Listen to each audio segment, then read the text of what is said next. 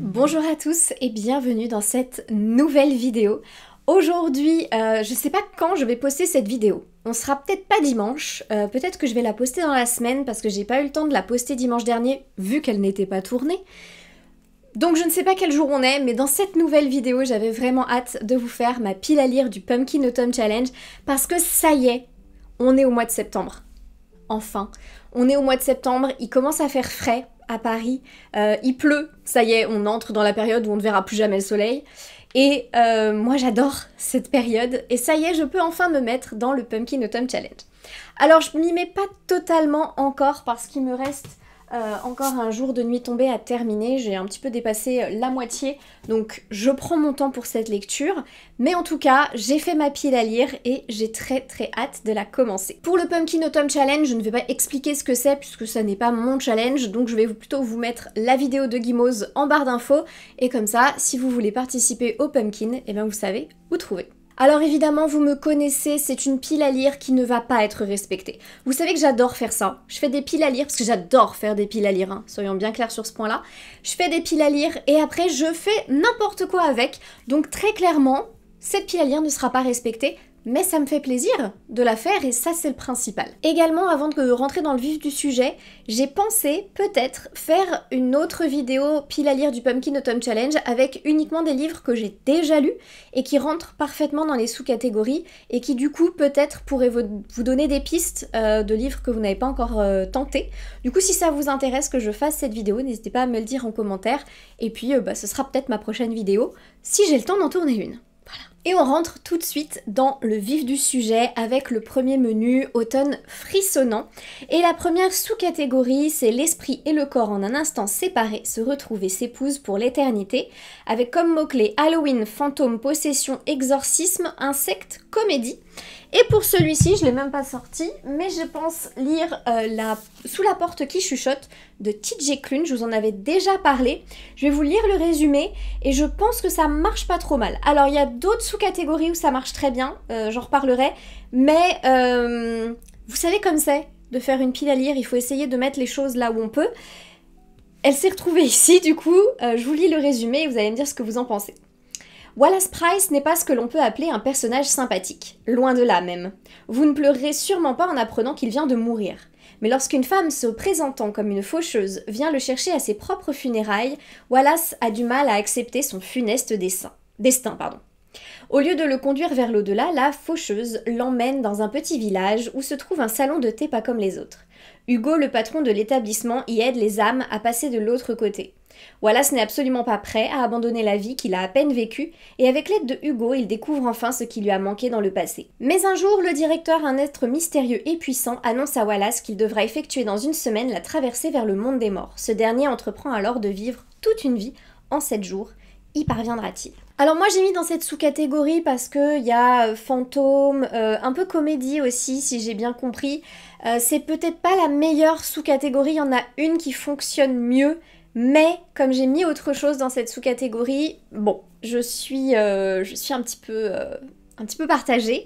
Malgré tout, si jamais je change d'avis, eh bien je la mettrai dans cette autre sous-catégorie dont je vous parlerai tout à l'heure.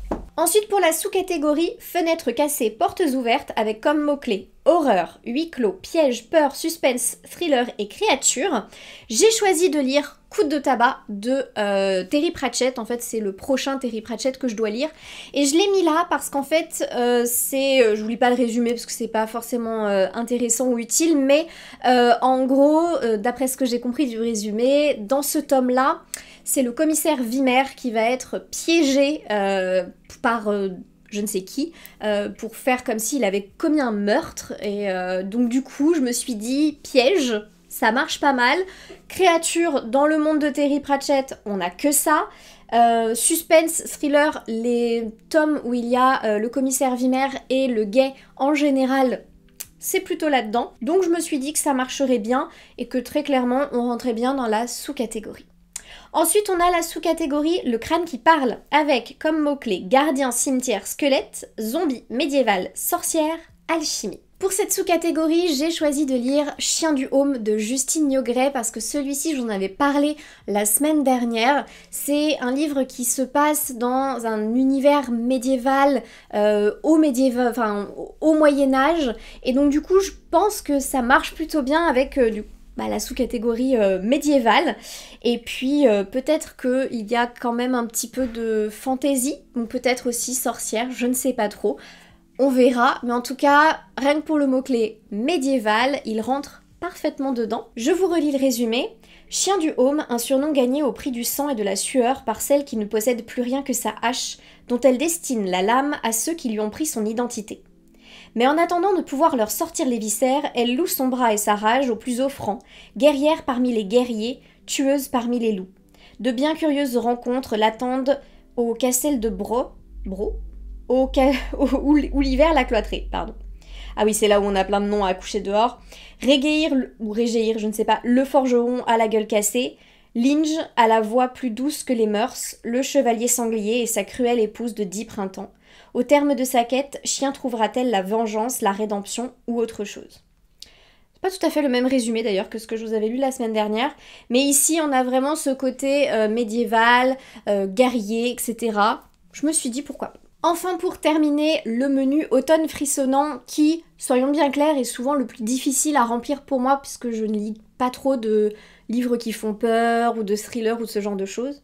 La dernière sous-catégorie, c'est des pancakes pour 11 avec comme mots-clés beaucoup plus facile pour moi, science-fiction, dimension parallèle, espionnage, extraterrestre, super pouvoir. Et là, pour cette sous-catégorie, eh bien, je pense que je vais lire La Maison des Soleils, qui est en réalité, si je suis parfaitement honnête, le prochain livre que je vais lire dès que j'ai terminé Un jour de nuit tombée. J'attaque La Maison des Soleils. Là aussi, je vais vous relire le résumé. Waouh, ça y est, mon cerveau a fondu déjà. Donc je vais vous relire le résumé, j'en avais déjà parlé dans une précédente vidéo, notamment parce que c'était une de mes lectures que j'avais peut-être prévue pour l'été. Au final, je trouve qu'elle colle beaucoup mieux à l'automne et j'ai vraiment hâte de le découvrir. Ils sont la lignée gentiane, la maison des fleurs. Ils sont 1000. 1000 clones âgés de 6 millions d'années, tous issus d'Abigail Gentian et d'une époque où l'humanité n'était encore qu'à l'orée de l'ère stellaire. Depuis tout ce temps, ces fragments éparpillés parcourent la galaxie, spectateurs de l'aventure humaine à travers l'espace, là où empire et conquête fabuleuse se fracassent sur la noria du temps.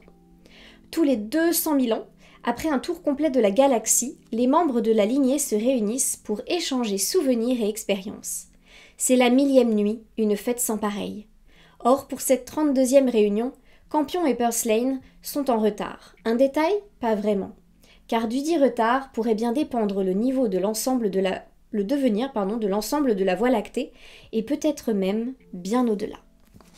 Bon, celui-ci, je vous en avais parlé cet été, parce que je l'ai vraiment acheté, alors je l'ai pas vraiment acheté d'ailleurs, c'est mon employeur qui nous offrait un livre pour l'été, et moi j'ai choisi celui-ci, donc je l'ai même pas payé, c'est un livre, voilà, je l'ai vu plein de fois, il était sur mon chemin à plusieurs endroits, et je me suis dit, il doit être pour moi. Donc je l'ai pris sans trop réfléchir. J'ai vu que c'était de la science-fiction. Je me suis dit, pourquoi pas. Donc je ne sais pas ce que ça va donner, mais vous m'aviez plutôt rassuré dans les commentaires sur le fait que ça pouvait être très cool. Donc j'ai hâte de découvrir. On passe ensuite au deuxième menu qui en général est celui où j'ai le plus de facilité à trouver des livres. Cette année, ça n'a pas été peut-être le plus simple, mais malgré tout, c'est toujours mon préféré de tous les menus. C'est le menu Automne, douceur de vivre. La première sous-catégorie, Take Care of Cinnamon Homes, avec comme mots-clés automne, tendresse, foyer, famille, singularité, cosy et gourmandise. Je pense que c'était assez évident pour moi de mettre Mémoire de la forêt, le tome 4 de Michael Brun-Arnaud, dans cette sous-catégorie, puisque là encore on va parler de famille et on a ce côté très feel good, on a ce côté très cosy justement et aussi beaucoup de tendresse, le foyer, etc. C'est vraiment des mots-clés qui vont coller parfaitement à Mémoire de la forêt. Je vais vous lire le résumé, celui-là je l'attends avec énormément d'impatience. Autour de la famille Renard, on s'active aux préparatifs de l'anniversaire des 80 ans de la librairie de Belle Écorce, quand soudain, une branche craque. C'est le premier signe d'une terrible maladie, le croque-bois. Pour en venir à bout, une seule solution, couper l'arbre. Mais ça, Ernest Renard ne peut s'y résoudre. Le vieux chêne abrite les souvenirs et les œuvres de sa mère, Anouchka. S'il disparaît, c'est aussi elle qui s'en ira encore un peu plus. À moins que l'arbre des souhaits, un pommier magique dont Anouchka lui avait parlé quand il était petit, n'accomplisse un miracle. Sa quête à travers la forêt lui réservera bien des pépins et la vie à croquer. Je trouve que ça colle parfaitement à cette sous-catégorie, donc pour moi ça va être... pas de question en fait. Je me pose pas de question à ce que après l'avoir lu je le mets ailleurs. Pour moi c'est vraiment parfait, on va parler de famille. En général il y a beaucoup de tendresse entre les membres de la famille dans ces romans-là. Donc je pense que on est au top. Ensuite, pour la deuxième sous-catégorie, la délicieuse malaventure de Sadima, les mots-clés sont conte, réécriture, adolescence, féminisme, déconstruction et genre. Et là, j'ai 2 livres qui peuvent parfaitement bien coller et qui sont peut-être sur des mots-clés légèrement différents. Le premier, c'est Quand la tigresse descendit de la montagne de Engi Vo. C'est la même saga que l'impératrice du sel et de la fortune. Et là, ça marche avec plein de mots-clés puisque on se base quand même, enfin les histoires sont basées sur des contes plutôt asiatiques et on a dedans la Delphe Chi qui est gender fluid puisque parfois il est il, parfois elle est elle et il y a vraiment ce moment où on ne sait jamais en fait quel est son genre. Donc je trouve que ça marche bien. Pas mal de féminisme aussi, si c'est comme l'impératrice du sel et de la fortune, où finalement les femmes sont très fortes, il y a beaucoup de sororité entre elles, c'est quelque chose de très beau. Donc l'impératrice du sel et de la fortune allait parfaitement dans cette sous-catégorie, donc je me suis dit que quand la tigresse descendit de la montagne pourrait très très bien coller également. Je vais vous lire le résumé et vous me donnerez votre avis si vous avez lu cette très jolie saga. Des tigresses métamorphes, amatrices de poésie, des mammouths de guerre aussi impressionnants que placides, une jeune lettrée tiraillée entre son cœur et sa raison, fantômes, ghouls et esprits renards à l'affût, aventure baroque et amour libre. Dans cette aventure de la Delphe Chi, Engi Vo nous convie à un étonnant voyage inspiré tant par les contes et la poésie de l'Asie du Sud-Est que par les combats sociaux qui l'animent. Aucun carcan ici, aucune frontière, seul importe le récit porté par une plume légère et des images d'une originalité folle. Bon, moi je prends, j'achète, hein, bien sûr. Sachant que du coup, comme il y a manifestement des histoires de fantômes, si finalement je change d'avis, ça pourrait aussi aller dans la première sous-catégorie d'automne frissonnant, l'esprit et le corps en un instant séparés se retrouvent et s'épousent pour l'éternité, puisqu'on a fantôme dedans, pourquoi pas. Mais en tout cas, celui-ci va être lu cet hiver parce que ça fait un moment que j'ai envie de lire d'autres tomes de cette saga et j'ai hâte de le découvrir. L'autre livre que je peux mettre dans cette sous-catégorie, c'est le tome 2 du coup de Un jour de nuit tombée que je n'ai pas ici pour vous le montrer. Mais en tout cas, comme j'aurai terminé le tome 1, je pense d'ici quelques semaines, parce que je suis un peu lente en ce moment, donc d'ici quelques temps, je pense que je pourrai lire la suite. Et ça rentre parfaitement puisque le côté féminisme marche très bien, le côté genre aussi, et un petit peu réécriture compte parce qu'il y a cet aspect un petit peu légende dans Un jour de nuit tombée, donc ça pourrait marcher aussi avec la partie 2.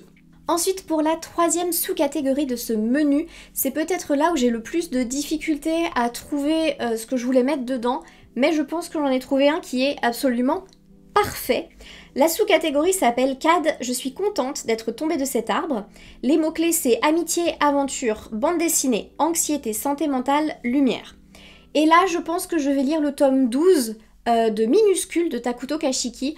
Vous savez mon amour immodéré pour ce manga. On a le côté du coup graphique, bande dessinée, amitié, aventure. Je pense que Minuscule rentre très très bien avec ces mots-clés. Donc pour moi ça fonctionne parfaitement bien. Je pense que je vais rester sur Minuscule. Et en plus de ça j'ai trop hâte de le découvrir parce que j'adore Minuscule. Voilà. Enfin la dernière sous-catégorie, je crois bien n'avoir songé qu'à vous seul, avec comme mots-clés orgueil, préjugé, amour, célibat, classique, sarcasme, verve et satire. Et là je me suis dit, parce que j'ai vu le film il n'y a pas très longtemps et je n'ai jamais lu le livre, que je lirais bien le conte de Monte Cristo d'Alexandre Dumas.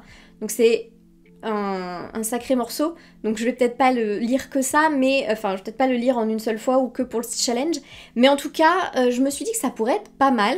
Il y a une histoire d'amour, il y a beaucoup, enfin c'est de la littérature classique, et je crois que j'ai jamais lu de roman d'Alexandre Dumas, en tout cas de cet Alexandre Dumas, parce que j'ai lu La Reine Margot, mais il me semble que Margot c'est le fils, et là c'est le père.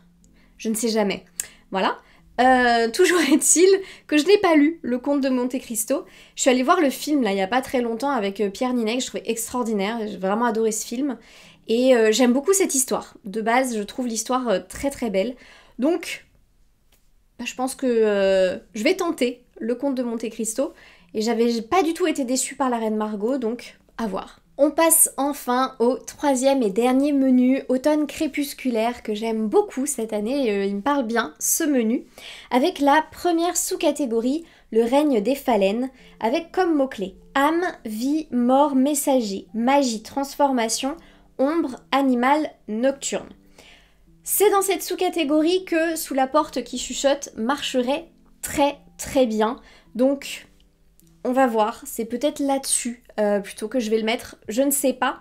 Moi j'en ai choisi un autre pour le mot magie, parce que je pense que ça marche bien. Du coup j'ai mis Conjuration de Bleuen Guillou, parce que je veux absolument le lire, et je vais vous lire le résumé à nouveau, j'en avais parlé la semaine dernière, mais je sais pas pourquoi j'ai envie de le mettre là.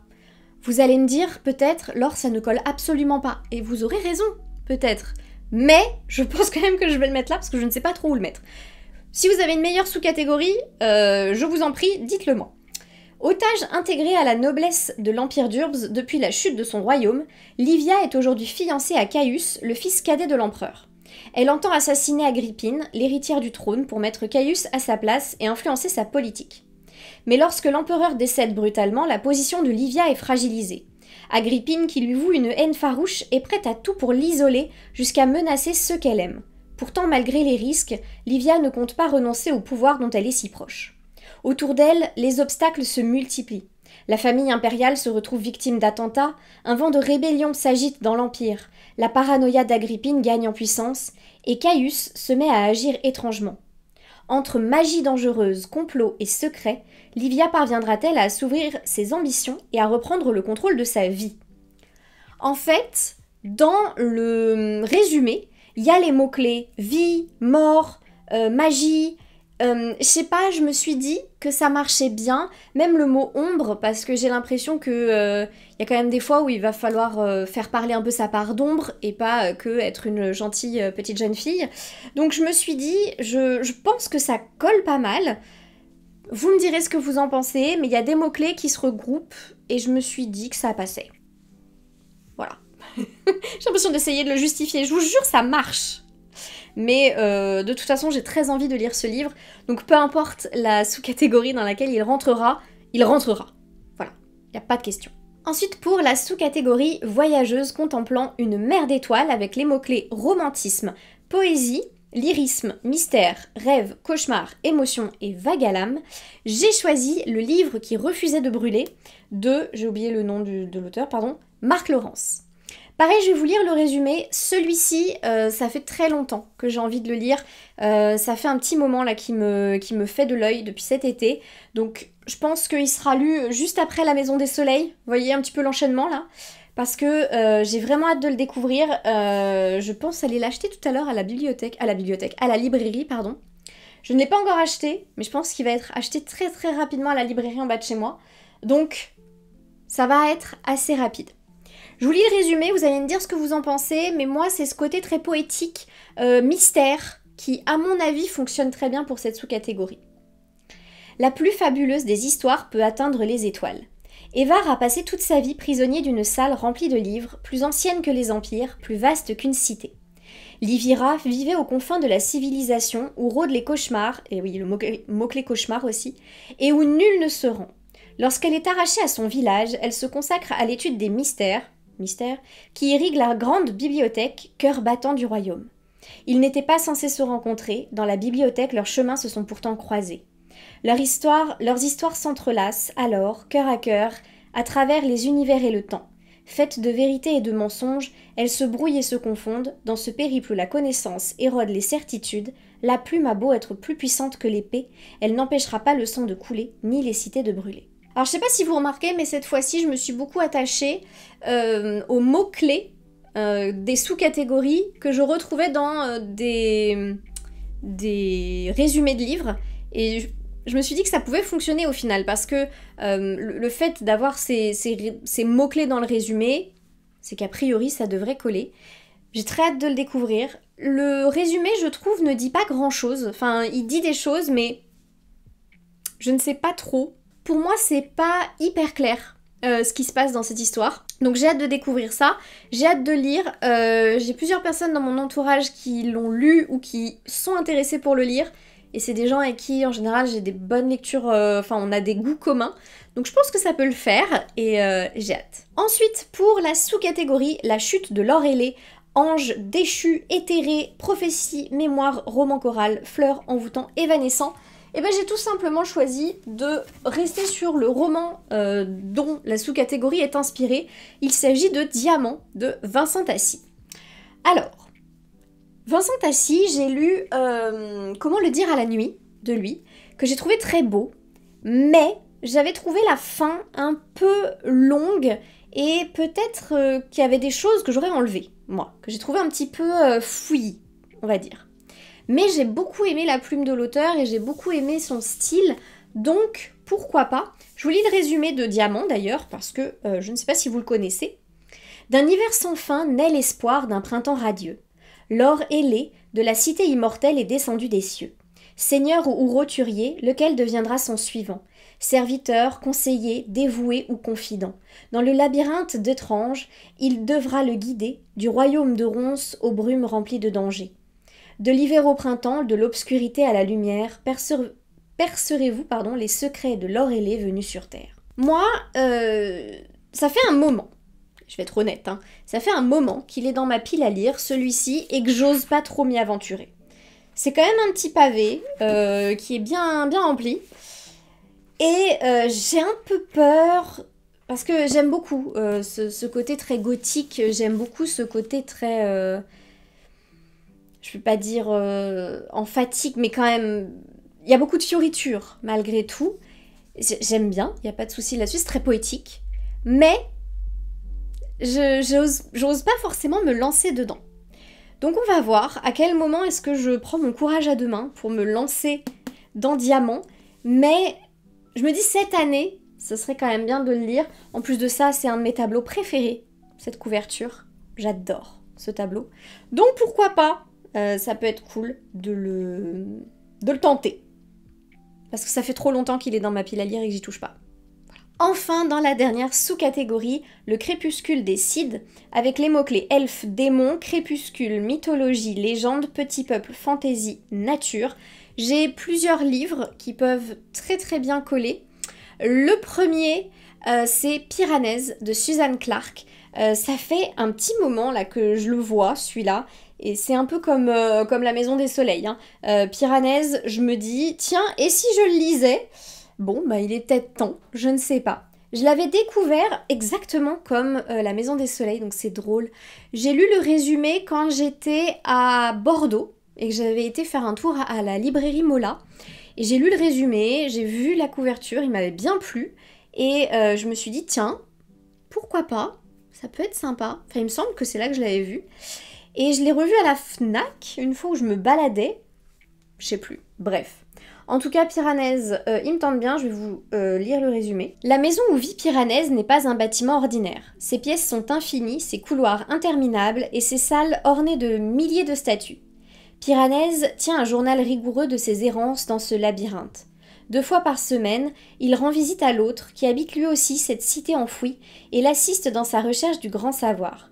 Mais au cours de ses explorations, Piranèse découvre un jour des preuves de l'existence d'un troisième être. Une terrible vérité commence alors à se dévoiler, révélant un monde complètement différent de celui qu'il connaît. Alors là, on est vraiment dans un monde fantasy, fantastique, donc je me suis dit qu'on rentrait bien dans cette sous-catégorie. Il me fait envie. Madeline Miller en dit du bien, j'aime bien Madeline Miller. Why not? Peut-être qu'on a des goûts en commun, Madeline et moi. En tout cas, je pense qu'il rentre bien dans cette sous-catégorie. Ça me semblerait plutôt honnête.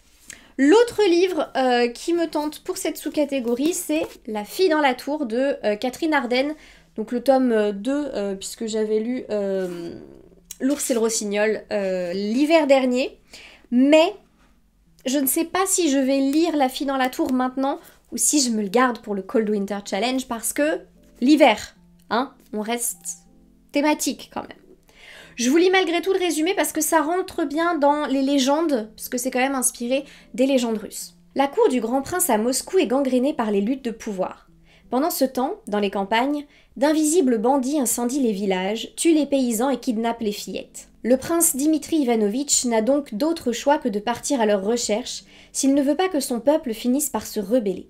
En chemin, sa troupe croise un mystérieux jeune homme, montant un cheval digne d'un noble seigneur. Le seul à reconnaître le garçon est un moine, Sacha. Et il ne peut révéler ce qu'il sait. Le cavalier n'est autre que sa plus jeune sœur, Vassia, qu'il a quittée il y a des années alors qu'elle n'était encore qu'une enfant. J'ai tellement hâte de le lire en fait. Mais j'aimerais attendre l'hiver. On va voir si j'y arrive. Mais en tout cas, je pense qu'il rentrerait bien dans cette sous-catégorie aussi, même si je préférerais Piranèse. Je ne vais pas vous le cacher. Après, sinon, j'ai une petite liste de livres inspirés de la mythologie qui marche très bien aussi. Hein. J'ai des livres de Jennifer Saint, je crois qu'elle s'appelle. Ariane. Elle a écrit Ariane. Voilà. Partez là-dessus. Je l'avais déjà mis, il me semble, dans une pile à lire. Et moi, j'aime beaucoup... Je vous l'avais dit. En ce moment, j'ai une période un peu mythologie, antiquité. J'aime bien. Donc, pourquoi pas. Voilà, cette vidéo touche déjà à sa fin, j'espère que ça vous aura plu. Ça me fait une jolie petite pile à lire qui, vous le savez, va énormément évoluer. Parce que c'est une pile à lire, je ne la respecterai donc pas, c'est le principe, en tout cas de mon côté.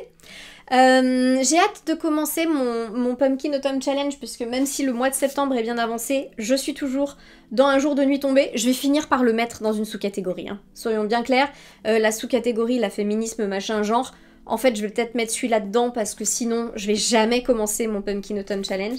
Donc tant pis si je l'avais déjà démarré, parce que sinon, on va jamais commencer. Ça c'est un petit peu le problème avec moi. Bref. Toujours est-il que j'aimerais savoir si vous participez au Pumpkin Autumn Challenge. Est-ce que vous avez préparé une pile à lire ou est-ce que vous y allez en total freestyle? J'adore les deux. N'hésitez pas à me dire en commentaire. Et également, n'hésitez pas à me dire du coup si vous avez envie que je vous fasse une vidéo sur ma pile à lire idéale avec des livres que j'ai déjà lus et qui collent à mon avis parfaitement aux sous-catégories. Comme ça, j'essaierai de vous bricoler un petit truc sympa et de vous poster cette vidéo. Je suis désolée, c'est un petit peu chaotique parfois. J'ai repris le travail en présentiel, où je suis en fait en présentiel au moins 2 jours par semaine. Et l'air de rien, ça me bouffe un peu de temps et d'énergie d'aller au bureau, même si j'adore nos bureaux, ils sont trop beaux, bref. Mais en tout cas, ça me prend un petit peu d'énergie, donc forcément, je suis un peu moins à tourner et à préparer des vidéos. Malgré tout, la chaîne ne s'arrête pas, je veux absolument continuer à tourner des vidéos et à vous en poster plein, donc ça c'est hyper important pour moi. N'hésitez pas à me suivre sur Instagram aussi, où j'ai mis en place une espèce de petit rituel, un petit rendez-vous avec de la lecture de début de livre d'Inkipit pour vous faire découvrir mes lectures préférées. Je vous prépare d'autres choses aussi, plutôt pour 2025. J'espère que je pourrai le faire, mais en tout cas j'ai plein d'idées et j'ai vraiment hâte de les mettre en œuvre. Donc c'est super cool. Et merci beaucoup d'être au rendez-vous, vous êtes vraiment au top et ça me fait trop plaisir de partager tout ça avec vous à nouveau. Ça m'a trop manqué. J'arrête de m'épancher, je vais vous souhaiter une très très bonne semaine et d'ici du coup une prochaine vidéo, je vous souhaite d'excellentes lectures. À bientôt!